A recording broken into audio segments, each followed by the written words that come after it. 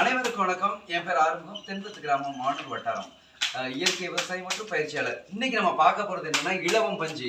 இலவம் பஞ்சோட தன்மை என்னன்னா வேலியோர பயிர். ஒன்று வறட்சியான இடத்துலையும் என்ன செய்யும் அப்படின்னா தாங்கி வளரக்கூடிய ஒரு அற்புதமான பயிர். இதோட தன்மை என்னன்னா உங்களுக்கு தெரியும், இலவம் பஞ்சு குளுமையை தரக்கூடியது. தண்ணீரை உறிஞ்சி அதை வச்சுட்டு அழகா அந்த மரம் வறட்சியை தாங்கி வேலியோர பயிராக இருக்கும். இந்த இலவம் பஞ்சில இருந்து மெத்தை தயார் பண்ணலாம், தலையணை தயார் பண்ணலாம். இன்னொன்று என்னென்னா அதில் சீடுகள் ஆடு மாடுகளுக்கு உடச்சி அதை பின்னாக்காக இடித்து தீவனமாகவும் கொடுக்கலாம்.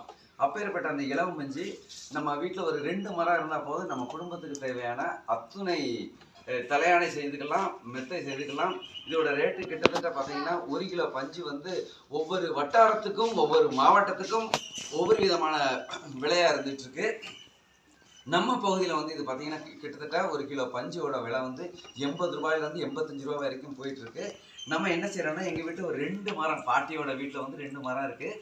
அந்த மரத்துலேருந்து எடுத்த இந்த பஞ்சு இலவம் பஞ்சு இதை நாங்கள் என்ன பண்ணுறோன்னா, இன்றைக்கி எப்படி அதை நல்லா காய வச்சு வெயிலில் 2லேருந்து 3 நாள் நல்லா காயணும். காஞ்ச உடனே அதுக்கப்புறம் சுத்தியல் வச்சு என்ன பண்ணுறோம் அப்படின்னா இப்படி உடைக்கிறோம். உடைச்சி எடுத்துட்டு இந்த மாதிரி வந்துடும். எடுத்துனா இந்த சீடுகள் தனியாக வந்துடும். இந்த பஞ்செல்லாம் எடுத்து வச்சுக்கலாம். இந்த பஞ்சை பிரிக்கிறதுக்கு ரொம்ப எளிமையான ஒரு தொழில்நுட்பம் அடுத்த வீடியோவில் நான் உங்களுக்கு சொல்கிறேன். இப்போ இந்த மாதிரி பஞ்சை கலெக்ட் பண்ணி வண்டு வராமல் என்ன செய்யணும், ஒரு துணியை வச்சு கட்டி பாதுகாப்பாக வச்சுக்கிடணும். நன்றி, வணக்கம்.